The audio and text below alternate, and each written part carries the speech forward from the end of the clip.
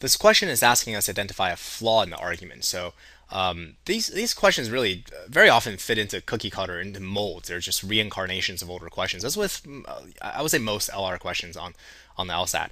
This question is definitely one of them, and it's a very well known mold. So let's read it and see if we can identify it.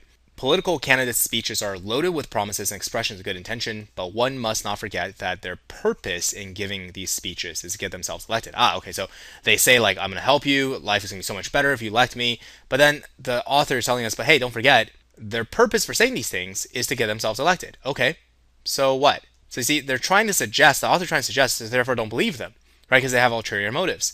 Clearly, then the speeches are selfishly motivated and the promises are unreliable. But that's just not true. This is just not, there's no support here. It could both be selfishly motivated. The purpose is to get myself elected, but then I actually do it. Right? Because maybe our incentives in line. Maybe if I, because like if I get elected, if I promise you all these things and get elected and I do these things, you'll like me and then you'll elect me again next time. Right? And my intention is not really to get elected once, but to get elected in a long game, right? Over a long period of time. So, but anyway, but beyond that, this is called sort of attacking the motivation or attacking the source of the argument, which you can't do that. If you want to if you want to conclude that these promises are unreliable, you can't just say that they have some ulterior motive for making these promises, because ulterior motives are not always in conflict with your professed promises. So let's see which one of the answer choice describes this mistake. The argument presumes, without justification, that if a person's promise is not selfishly motivated, then that promise is reliable. But that's not what it presumes at all. It presumes the sort of the, I don't know, reverse, if you will, of that. It presumes that if a promise is selfishly motivated, then it's not reliable. That's what it presumes, right? But it doesn't. But this is not the same thing. We don't care about the promises that are not selfishly motivated. B says argument presumes that promises made for selfish reasons are never kept. This is a really, really tricky answer choice. It sounds almost right, but we'll get back to why it's not right.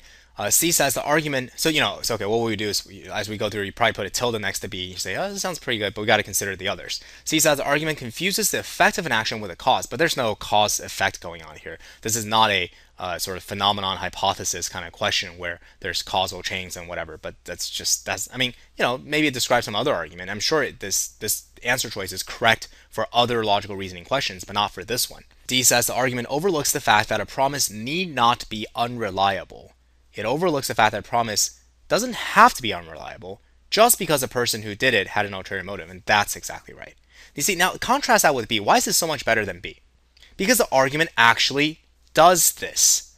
Whereas for B, this is not descriptively accurate of the argument. The argument actually does what D says, which is that it overlooks the fact that a promise could be reliable even if it has an ulterior motive, even if the person making it has an ulterior motive.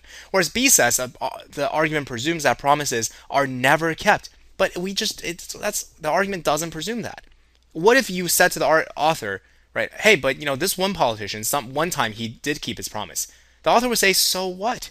I never presume that promises made for selfish reasons are never kept. I'm just saying that if someone makes a promise for selfish reasons, that it is therefore unreliable. Sure, you could keep like one or two of them. That doesn't, do you see, like that's why B, it doesn't work, because it's not actually descriptively accurate. It's like, say, too strong, if you will.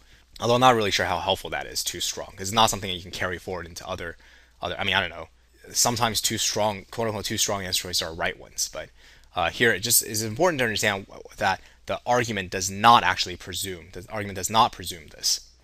E says the argument overlooks the fact that a candidate who makes promises for selfish reasons may nonetheless be worthy of the office. No, whether you're worthy or not, if your office is not up for discussion, nobody cares.